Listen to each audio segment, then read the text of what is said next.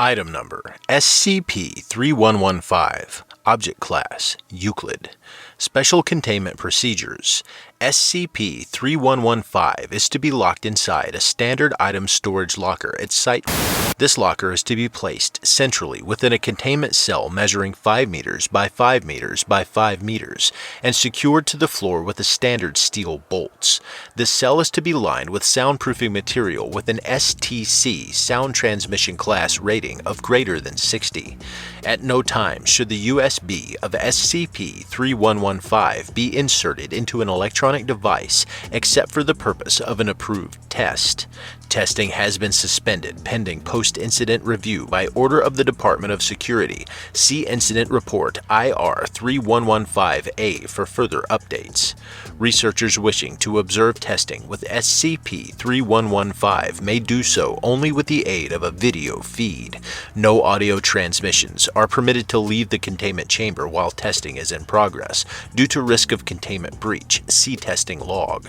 Description: SCP-3115 is a set of standard audio headphones consistent with those manufactured in the early 21st century. The headphones contain no external markings and show signs of slight use. The headphone portion of SCP-3115 is plugged in with a standard double-ended USB cable, which was present with SCP-3115 at acquisition. When connected to an electronic device via the USB connector, SCP-3115 will begin to play audio snippets from various radio stations around the world. Testing has confirmed that the radio broadcast from SCP-3115 matches that which the particular station it is tuned to is broadcasting at the time. To date, no technology capable of receiving said signals has been found in or on SCP-3115, and its means of receiving these signals is unknown. SCP-3115's anomalous effect manifests when a human being places the headphones over his ears and connects SCP-3115's USB to any electronic device. The device's ability to transmit audio data appears irrelevant. SCP-3115's anomalous properties would manifest even if connected to a USB-compatible charger. When a human subject places SCP-3115 over his ears, a noticeable change in the audio output will occur. The subject will continue to hear broadcasts from a random radio station. However, all talking, singing, and other vocalizations will now be narrated by an unknown male-sounding entity known as SCP-3115-A. SCP-3115-A is described as talking with a formal English accent and has a seemingly jovial tone. SCP-3115-A will continue to narrate and sing all content broadcast from the radio station currently being broadcast by SCP-3115 in real time for approximately 15 minutes of use. SCP-3115-A will continue to narrate broadcast audio after 15 minutes of SCP-3115 being worn by a human subject, however, will now include additions to the standard broadcast. The anomalous effect of SCP-3115 ceases when the headphones are removed from the human subject and the voice of the transmission will return to that of the DJ or artist. Level 4 clearance required. Clearance accepted. Addendum 3115/01. After 15 minutes have elapsed with a human subject listening to SCP-3115-A, SCP-3115-A will make additions to the standard broadcast.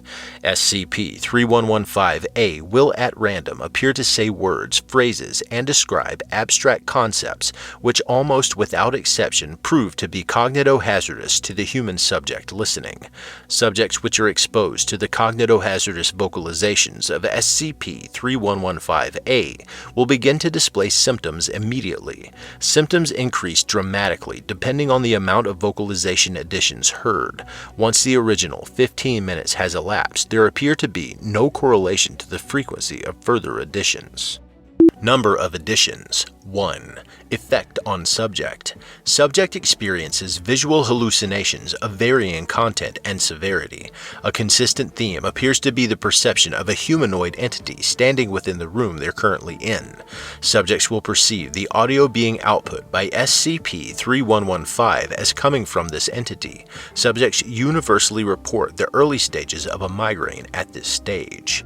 Number of editions, 2 to 4. Effect on subject. Subject experiences symptoms from previous editions. Subjects also report the apparent inability to remove SCP-3115 from their heads or unplug it from the electronic device. Physical intervention at this stage in removing SCP-3115 from the head of a subject will cause the symptoms to abate within 1 hour. Number of editions, 3 to 5.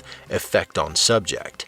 Subject experiences symptoms from the previous editions. Subject also reports seeing symbols on the walls, floor, and ceiling of an unknown language.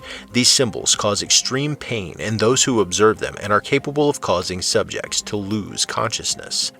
Number of editions, 6 or more. Effect on subject. Subjects expire within seconds of hearing a 6th edition.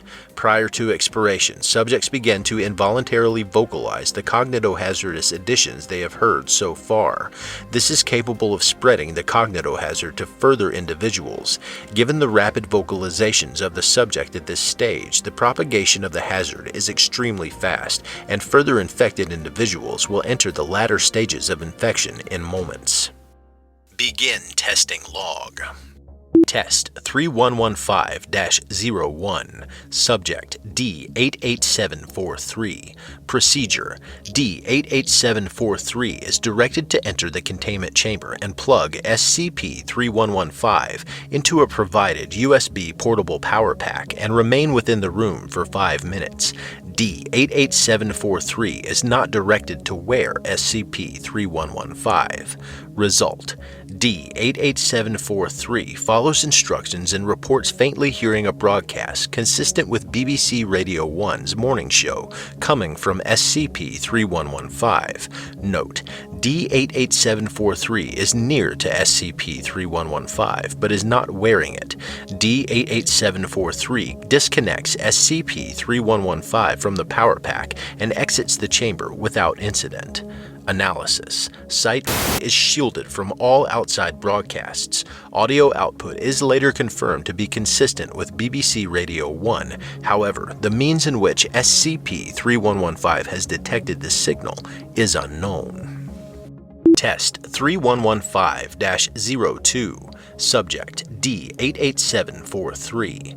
Procedure: D88743 is directed to enter the containment chamber and plug SCP-3115 into a provided USB portable power pack. D88743 is instructed to wear SCP-3115. D88743 is permitted to leave the containment chamber after 5 minutes as per previous test. Results: D88743 follows instructions exactly. Upon wearing SCP-3115, D88743 removes SCP-3115, stating surprise at hearing SCP-3115/A instead of a standard broadcast. D88743 is instructed to place SCP-3115 on his head again, which he does without argument. After 5 minutes has elapsed, D88743 unplugs SCP-3115, removes them from his head, and leaves the containment chamber. Analysis: Audio output matches that of WKCS FM. D88743 is placed in observation for 1 week following test, but shows no negative effects. D88743 expresses reluctance to partake in further tests, claiming that the voice of SCP-3115/A unnerved him. Test 3115-03. Subject D88743. Procedure: D88743 is instructed to follow procedures as per test 3115-02, however, is instructed to remain within the containment chamber wearing SCP-3115 for 16 minutes. Result: upon passing the 15-minute mark, D88743 stands and appears panicked. D88743 asks research staff how that guy has been able to get into the room without using the only door, which was locked as part of testing procedures. Upon passing the 16-minute mark, D88743 leaves the containment chamber complaining of a headache. Analysis: D88743 reports seeing the manifestation of SCP-3115/A. D88743 is extremely paranoid following this test and has shown an aversion to wearing any form of headphones again. D88743 was treated in the medical bay for a migraine and was placed under observation. During this time, D88743 spoke aloud the cognitohazardous phrase he had heard from SCP-3115/A, exposing a member of medical staff to Stage 1 infection. Class A amnestics proved effective in neutralizing infection in both persons. D88743 is terminated as per standard D-Class protocols at the end of the month. Test 3115-04. Subject: D4452. Procedure: D4452 is instructed to follow procedures as per Test 3115-02, however, is instructed to remain within the containment chamber wearing SCP-3115 until instructed otherwise. Results: D4452 follows instructions exactly. D4452 expresses similar symptoms to D88743 after the 15-minute mark. At 23 minutes 6 seconds following activation of SCP-3115, D4452 begins convulsing in his seat and speaking unintelligibly, now believed to be in Stage 6 infection. D4452 rapidly begins vocalizing cognitohazardous phrases before expiring. During this test, 5 research staff were observing the test using both a visual and audio feed. All 5 personnel were infected immediately with Stage 6 infection on hearing the cognitohazard. This quickly spread to security personnel stationed outside. A containment breach was declared and all personnel removed from within earshot of infected persons. SCP-3115 was removed from D4452's head with the assistance of Researcher Tan, who is declared medically deaf. Post-mortem examination of infected personnel deduced the cause of death to be cardiac arrest. Analysis: this test caused a site-wide containment breach to be declared. A follow-up investigation has led to the current containment procedures. Testing to be indefinitely suspended pending a review by the Department of Internal Security. Incident Report IR-3115-A. On the 4th of April 2017, SCP-3115 underwent its first site-wide containment breach since containment was first established. This item had been considered relatively safe by research staff given its manageable anomalous properties, and as such, major liberties were taken in containment of SCP-3115, resulting in less than safe conditions. At 0420 hours on the 4th of April 2017, 5 members from the Department of Research at Site commenced Test 3115-04. This test was sanctioned by the Site Memetics Department in accordance with Foundation policy and conformed to all containment procedures hitherto established. All personnel involved were experienced researchers with a variety of backgrounds in science, and this was the 4th such test that this team had undertaken with SCP-3115. The experiment required the use of 1 D-Class personnel designated D4452. The aim of the test was to establish the effects of prolonged exposure to the anomalous properties of SCP-3115 on human test subjects and the subsequent effectiveness of Class A amnestics on said subjects. Prior to this test, no test subject had been exposed to the anomalous properties of SCP-3115 for more than 16 minutes. At the time, the containment chamber was structurally sound, with soundproofing remaining at 100% effectiveness throughout the test.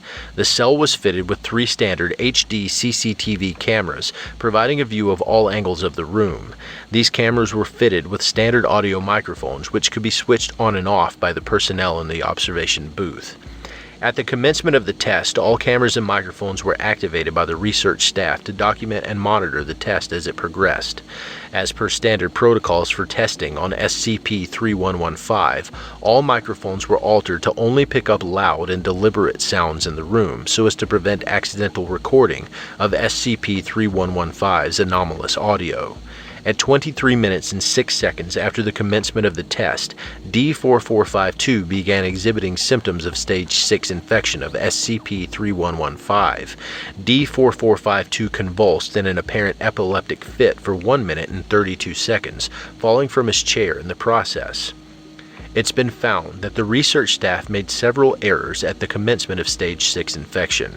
At the time that D4452 entered the advanced stage, audio recording was disabled on the microphones. In an attempt to communicate with D4452 to inquire as to his well-being, and in order to gather more information of the current exposure, one of the researchers activated the microphones on the cameras. A two-way communication was then opened, which exposed all 5 personnel in the observation booth to immediate Stage 6 infection of SCP-3115. The observation booth itself was not soundproofed as it was outside of SCP-3115's containment chamber. Due to the volume of the researchers' subsequent vocalizations, the sound permeated through the gaps in the door frame and exposed 2 security guards stationed outside. Their vocalizations were then picked up by the CCTV cameras in the hallway, which transmitted the infection to the camera control operator in the Security Command Center. The infection then spread throughout a small portion of the facility before the event was witnessed by a member of staff through a non-audio CCTV camera. This staff member then activated the site's containment breach alarm and established contact with security stationed outside of the containment wing. At this time, the site's computer mainframe underwent an automatic assessment of the situation and updated the site director, informing him that the containment breach did not meet the required parameters for detonation of on-site warheads. A further error in containment then occurred, whereby further security personnel entered the containment wing in order to re-establish containment, further spreading infection to those personnel. Site records indicate that proper safe working protocols were not followed by staff at the site during this containment breach. Standard operating procedures for an auditory anomaly undergoing containment breach states that Mobile Task Force Eta-11 Savage Beasts must be informed immediately. This procedure was not followed, and MTF Eta-11 were not informed until 14 minutes and 44 seconds after the activation of the containment breach alarm. It is fortunate that Site was home to personnel who were medically declared deaf. Researcher Tan, in this case, had no previous experience working with SCP-3115 and was employed in a primarily back-office role. Notably, Researcher Tan only holds Level 1 security clearance as a newer member of staff, and as such was not authorized to be informed of the nature of SCP-3115 or even enter the containment wing. This breach of protocol is to be referred to the Department of Internal Security. Researcher Tan was able to successfully remove SCP-3115 from the head of D4452 and eject the USB from the socket, terminating the anomalous properties of SCP-3115. Using a decibel meter, Researcher Tan then confirmed that all personnel affected by SCP-3115 had expired prior to signaling the all clear. Standard site operations resumed at 1340 hours that day. The incident resulted in the following casualties: 1 D-Class personnel, 12 research personnel, 10 security personnel, 3 clerical personnel, 1 janitorial personnel. The details of this report have been forwarded to the Committee for Post-Incident Analysis and Mobile Task Force Eta-11 for their comment and endorsement. I await their response before submitting my findings to the Department of Administration in a post-incident review.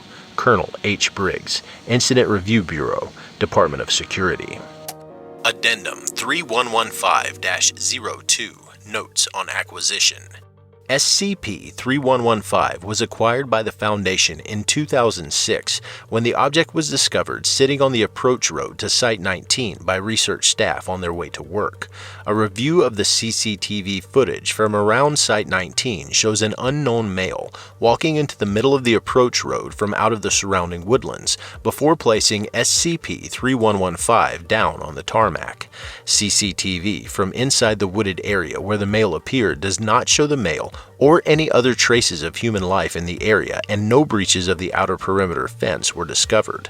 The male disappeared back into the woods moments before the personnel discovered the item. Note from researcher Katash. An excerpt from the CCTV footage captured at the acquisition of SCP-3115 was shown to D88743 prior to his termination. He has confirmed my suspicion that the male who delivered the SCP to us matches the description of SCP-3115-A, given that SCP-3115-A is likely a real individual and more than likely the creator of SCP-3115. His capture and interrogation are of high priority. We need to know this guy's motives. After all, we could have just brought a mimetic weapon straight into one of our facilities. Recommend improved screening of all such deliveries in the future. Researcher Katash.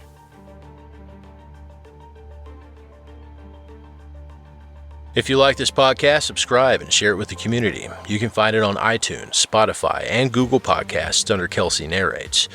You can send me comments at kelseynarrates.blogspot.com, and you can support financially through patreon.com/kelseynarrates. Credit to the original author, researcher Katash. Content relating to the SCP Foundation, including the SCP Foundation logo, is licensed under Creative Commons Sharealike 3.0, and all concepts originate from www.scpwiki.com and its authors. This recording, being derived from this content, is hereby also released under Creative Commons Sharealike 3.0.